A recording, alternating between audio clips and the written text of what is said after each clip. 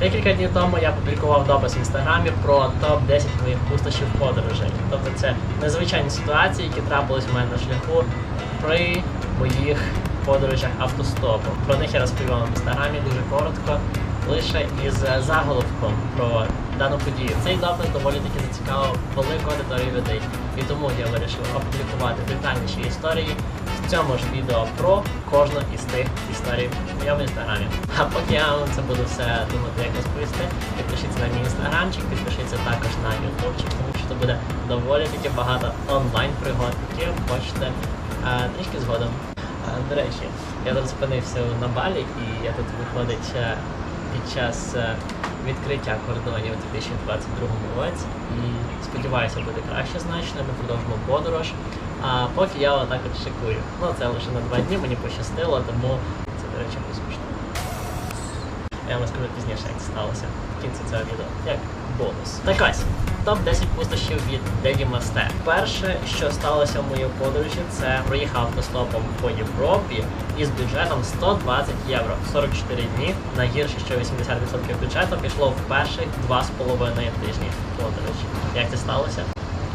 Це подорож нормальна і подорож те, як я зробив тоді, коли я був студентом без нормального доходу і зарплатою 8 гривень на годину, це щось неймовірне. І розумієте, коли немає бюджету на подорож, але бажання просто так от рве в серце, що хочеться подорожувати, ви знаходите будь-які можливості для подорожей і виходите з будь-яких ситуацій. Так ось, в мене було 120 євро. В перших 2,5 тижні це була Португалія, Іспанія, Ібіца, навіть Ібіца. І перепливши на паромі, в мене лишилося 25-30 євро. В Марселі мені дуже пощастило знайти каучсерфера, і далі в мене почалося виживання. З 25 євро я поїхав далі. Італію, Швейцарію, Ліхтенштейн, Люксембург, Німеччина, Нідерланди, Бельгія, знову ж таки Німеччина, потім Данія, Швеція, і через Данію знову ж таки вернувся в Німеччину, Польщу і вернувся до матінки України. Це сталося з 25 євроми. Як? Слухайте далі. Перше, що нам потрібно в подорожі? Житло, правильно?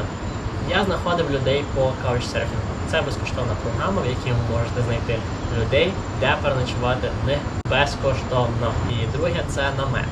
Я використовував намет в подорожі, в якому я ночував приблизно 20 плюс днів. Нам треба переїзд. Переїзд був автостопом, це, звичайно, безкоштовно. І що нам ще треба? Їжа. Їжа нам треба в подорожах. Їжа була трішки складним етапом. У мене була суха їжа від Харчі. Це українська продукція, яка випускає, виходить висушену перемелену їжу, доливаєте кипяточку, і воно все готово. Тобто суха їжа, яку ми приготуємо на шляху. Плюс я йшов в супермаркети, в ресторани і просив будь-яку допомогу. Всередині буквально там підмести щось, там повитирати столики, помити посуд за їжу. Більшості людей не просили нічого допомагати, вони казали: хлопче, що сталося? Як так вийшло? Я розповідаю історію, як я подорожував, і вони пропонують мені вечерю безкоштовно. Ну або також можна просити прострочку в супермаркетах, але це, знаєте, як пощастить. Буває нормально, буває такі не найкращий варіант насправді, але пробувати можна, інколи дають хорошу їжу. Тому, друзі, пробуйте, якщо у вас немає бюджету, це не причина сидіти вдома. Подорожуйте. Щось я трішки довго наговорив на це відео, давайте перейдемо далі. Що ж, друга шалена пустощ в моєму житті це було: проїхав автостопом під супроводом військових в одній з найнебезпечніших гарячих точок світу, поруч поселення талібанів, кордон Пакистану з Афганістаном. Я знав, що там є небезпечна територія. Їхав з Ірану і до кордону Пакистану, і там було таке перехрестя якби з 3 країн: Іран, Афганістан, Пакистан. І там насправді Балучистан найнебезпечніша територія для подорожей, для місцевих. Afghanistan border here? Yeah, yes. 30 kilometers. And today it's dangerous. No, every day. Morning you come and go. And this time is work. This time is war. Yes. Насправді я не знав, що настільки все небезпечно, але в цій території організовують супровід військовий для всіх іноземців, які прибувають туди з кордону Ірану або в місто Куета. Без варіантів.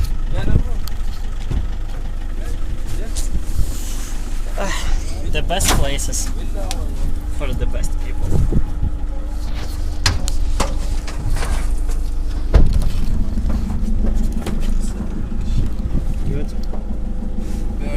Всю цю територію Балочистан вони вам проваджують супровід поліцейських.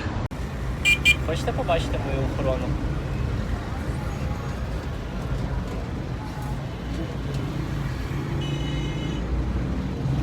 Це чуваки, які мене сьогодні охороняють. У мене це тривало протягом 3 днів, і далі ще 2 дні я потратив в місті Квета, щоб організувати документ, який підтвердить, що я проїхав цю територію із супроводом військових.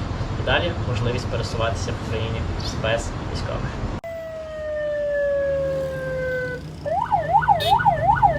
Це було трішки хардкорно. Але круто, мені сподобалося.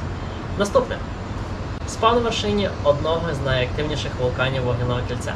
Я знав, що це вулкан, я знав, що він буває активний. Коли я йшов, піднімався на цей вулкан, всього лише 600 метрів, 660 метрів. Я зачекінно так дивлюсь, щось написано гарно. Ну добре, я зачекінно так запостив в інстаграм історію. І тут мені хлопчина індонезієць перекладає. Діма, насправді там написано, що це один з найактивніших вулканів Тихоокеанського вогняного кільця. Відповідаю, да, я відчуваю, підігрів трішки під наметом в мене там трошки таке припікає. Тобто, друзі, я спав на активному вулкані, на його вершині і з можливістю виверження дивіться. Реально вночі я прокидався через те, що ставало гарячіше. Але все нормально сталося. Як бачите на фото, було трішки так маркувато. Окей, наступна шалена подія. Зійшов на 5675 метрів без їжі, акlimатизації та будь-якого спорядження в межах 1,5 доби. Ця ситуація взагалі вийшла такою неочікуваною для мене навіть. Я, в принципі, планував вийти на цю вершину, але думаю, в мене немає ні їжі, ні спорядження, нічого підготовленого, ще й в кросівках літніх. Автостопом, без грошей, без їжі, без води і просто пу-пу! Ну, хіба не класно? В цьому весь і кайф. Думаю, сфоткаю хоча б печень на фоні вулкана, це буде красиво. А мені от місцеве каже, ти збираєшся виходити наверх? Я кажу, та ні, в мене нічого немає, не їж, не спорядження, не ДД. А він каже, та ні, нічого страшного, люди виходять в такому. Я кажу, серйозно? Ну окей, а що по їжі? Ну на другому бейскемп ти можеш купити щось поїсти. Окей? А ти збираєшся підніматися на вершину? Так? А в котрій годині? Він каже мені, приблизно в 2-й ночі. А можна з тобою? Він каже, так, без питань. Йо, ми пішли до горбів. Щастя є, і щастя в горах. Це було реально несподівано для мене, тому що я не хотів виходити насправді на вершину. Але після 5200 метрів почало сильно ламати голову, що я вже просто не хотів іти нікуди. Ломка в голові, почалася слабкість в тілі. І було насправді не так легко, як от здається на відео. І, до речі, це відео можете подивитися на моєму каналі. Ось лінк прикріплений в отому айкон. Там побачите, вискочить. Ось, тому якщо хочете подивитися цю пригоду, будь ласка, переходьте та насолоджуйтесь переглядом.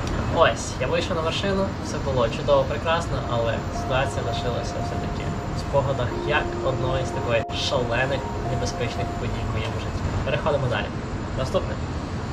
Заїхав автостопом за полярне коло і навіть на крайню північну точку Європи мис Нордкап. Це було, в принципі, легко. Якби, по суті, це північне коло, це крайня північна точка Європи, в якій в червні було плюс 6 градусів, плюс полярний день. Тобто ніч була світлою. Сонце отак і виходить. Зробили ми це автостопом із моїм другом Тарас Ткачук. Дякую тобі за подорож, дякую тобі за компанію. Це було дуже круто, бомбезно з тобою прогулятися. Ми це зробили від Гданську, Поланс. Ми прилетіли в Алесунд. Із Алесунду ми поїхали прямо на північ до Лофотенських островів. Там ми перетнули полярне коло, лінію полярного кола 66 градусів північної широти. І далі переїхали на острови Лофотен. З Лофотенів приїхали в Тромсо. І далі я поїхав наодинці в North Cape, Нордкап. Крайня північна точка Європи. Ну і звідти вже далі спустився через Фінляндію, Естонію, Латвію, Литву, Білорусь і вернувся на нашу Волинську землю. Окей, наступне. Та що там полярне коло? Всю Азію пройшов автостопом 15 тисяч плюс кілометрів. Прямо до Індонезії. Так, друзі, наскільки ви знаєте, я зараз знаходжуся в Індонезії, на Балі. Ну, ви це бачите прекрасно. Ось, і я проїхав автостопом прямо від Казахстану, через Киргизстан, Таджикистан, Пакистан і все остальне іранське та індійське мерво через Шрі-Ланку, я прилетів на Таїланд, всю Південно-Східну Азію до Індонезії.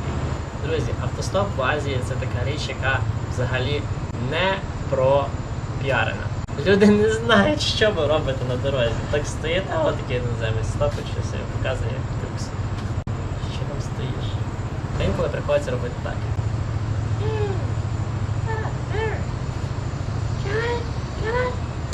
Це було таки загартовано та на досвіді якось зосереджено до мети поїхати це автостопом. Я це зробив. Це було доволі таки складновато. Скажіть мені, чому ніхто не спиняється? Але пережито і все пройдено круто. Головне робити маленькі такі паузи на тиждень-два на шляху, десь зупинитися, трішки відпочити, адаптуватися до нормального світу і продовжити автостопом далі. Так ось, наступна пригода. Відвідав Мальдіви із бюджетом $65. З житлом, але без перельоту. Так, друзі, $65. Мальдіви. Ви думаєте, це взагалі реально? Так, друзі, це реально. Переліт в мене був з міста Кочі в Індії. Ну, переліт сам по собі теж був не досить таки дорогий. Приблизно $45-50. Звідти брав пароми, переплави на інші острові. Я переїхав тільки на острів Маафуші, звідки взяв також снорклінг тур за $15. $15 з обідом, з водичкою, ще з парасолькою.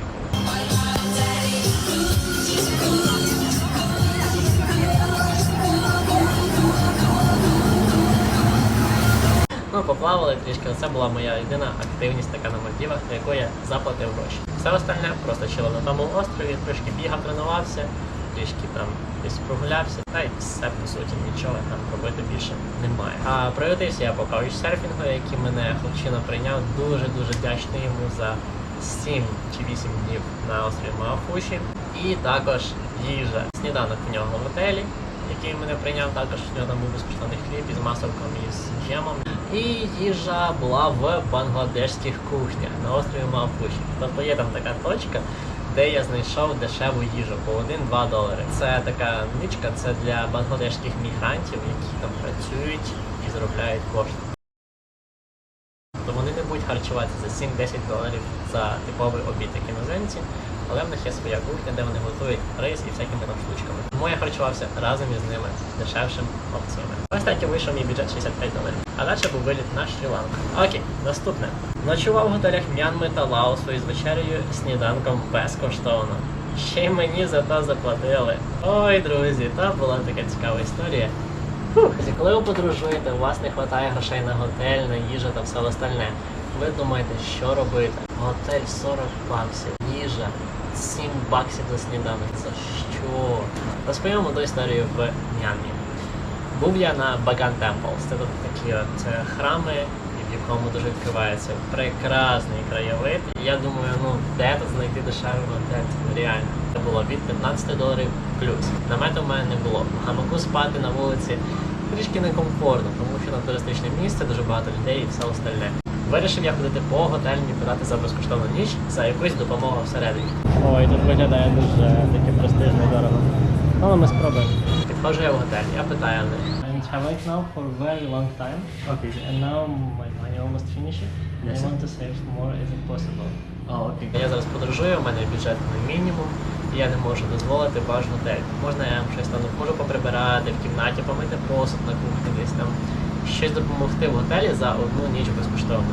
Can I help you anything in the hotel maybe or to do something for you in the hotel, any job for okay, one sir. night? Okay, I understand what you mean. I just need some place to sleep to spend one night because I don't want to spend my own money for one night in the hotel. Oh, okay, sir. І що вони мені говорять? Хлопчик, звідки? Ти що тут забув? Ну подорожую я. Вже не так виходить. Підробітку немає, а гроші завершуються, тому треба виходити з ситуації. Я сказав, по суті, я можу спати будь-де, хоч на цьому диванчику. Spend your night here. Okay, It's fine. And also, if you want to drink water or something, we can offer you. That's very good. Так ось вони мені проводили диванчик при вході в готель. Ну, мені в принципі було окей. Будь-де переночувати і піти далі зранку. І плюс вони мені проводили вечерю. Вони ще організували для мене вечерю. Це божественно. Я просто плакати хочу.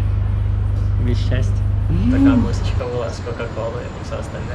І плюс на сніданок вони мені приготували сніданок і навіть дали мені декілька грошей місцевої валюти. Ну це було приблизно $20-25. Що мене просто здивувало. З посмішкою я не хотів їх приймати. Серйозно, я не хотів. Але він мені просто каже, тримайся, тобі знадобиться подорож, і тримай, воно тобі реально треба більше, ніж нам. Воно тобі знадобиться. Будь ласка. Що після цього сказати? Я, звичайно, був дуже вдячний, я не знаю, як висловити ще більшу вдячність. І дуже дякую в цьому відео за гостинність в Азії всім абсолютно, хто дивиться це відео, якщо там читають субтитри, якщо вони будуть. Тому, коротше, дуже вдячний вам за приємність таку, за гостинність, за вашу допомогу в подорожі. Ось, наступне. Ночував в самому загиблому куточку Нью-Делі в Індії із вуличним незнайомцем. Друзі, це саме дивнувата історія в моєму житті, яка тільки сталася. Серйозно. Я просто в Нью-Делі прибув дуже пізно, приблизно першої, другої ночі. Я ходив, бродив по вулиці, шукав будь-який хостел проночувати. Але вийшло, якийсь незнайомець мені там тук-тук запропонував. У мене немає грошей кудись їхати. Шукаю собі місце переночувати. Кажу, ну якщо хочеш, можеш приїхати до мене додому. Я тоді подумав спочатку, я був трошки збентежений, чому це якийсь вуличний бродяга, а мені пропонують переночувати в нього вдома. Насправді, друзі, так, є добрі люди в цьому світі і є з доброю душою. Навіть якщо вони самі дуже такі бідні на вид, ну вони по суті бідні, не тільки на вид, і вони реально відкриті серцем до кожного туриста, допомогти будь-чим, чому не зможуть. Це воно їм вернеться. В їхній релігії, в їхній кармі, воно все вернеться. Тому, друзі, мені запропонував хлопчина переночувати в нього вдома. Ми зайшли в таку глуш, таку глуш.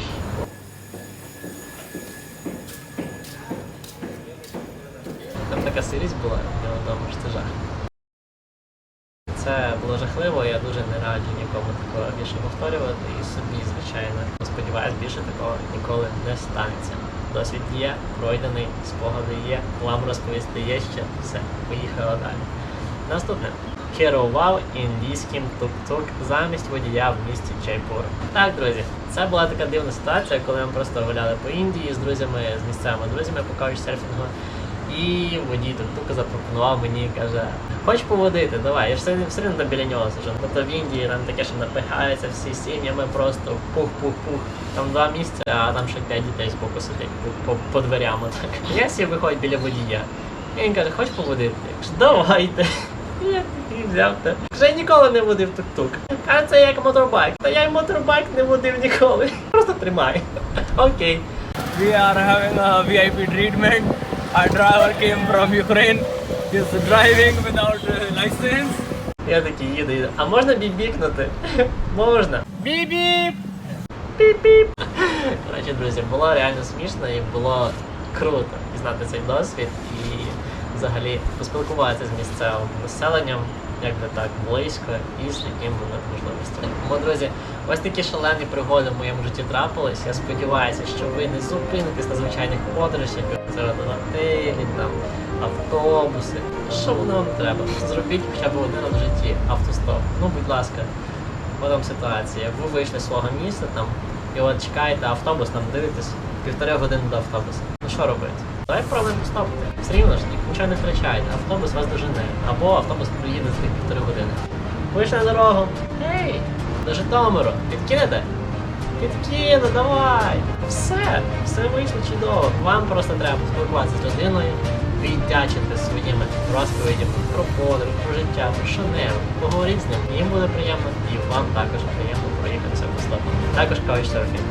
Дуже раджу спробувати цю програму, це пізнання місцевого життя, місцевого населення, як люди живуть в цій країні, в новому місті, будь-де. Пробуйте, друзі, це того вартує. До речі, друзі, я дуже дякую вам за перегляд цього відео. Я сподіваюся, вам сподобались мої пригоди, вам сподобались мої пустощі навколо цього світу. Вони обов'язково будуть продовжуватись, тому що в нас є ще декілька країн до Австралії. Побачимо, як буде з кордонами далі і як буде зі всіма обставинами. Забув. Я ж вам це сказав, що бонус скажу, як я сюди потрапив. Коротше, друзі, я знайшов місцевих, які мені запропонували поїхати на вихідні от на цю віллу. По суті, шикарна вілла в східній частині Балі. І виходить, ці люди дуже часто подорожують на вихідних будь-куди, щоб виїхати від міської рутини. І мені тут дзвонить, каже, я збираюся на вихідні поїхати там з одною подругою, не хочу долучитися. Я такий думаю, чому б і ні? І виходить, що я долучився на цю подорож, і отак от опинився ось тут безкоштовно. Звичайно, дуже вдячний за ці всі події. Дуже вдячний. Мені трішки некомфортно, але люди говорять, не переживай, все нормально. Все рівно я це буду бронювати, все рівно є місце, можу переночувати без питань. Тому, друзі, я вдячний за те, що маю, і бажаю вам того ж самого в житті. І якщо є якісь питання, є якісь пропозиції, будь ласка, звертайтесь, не цей, don't hesitate to ask me anything here. Що це було сказано?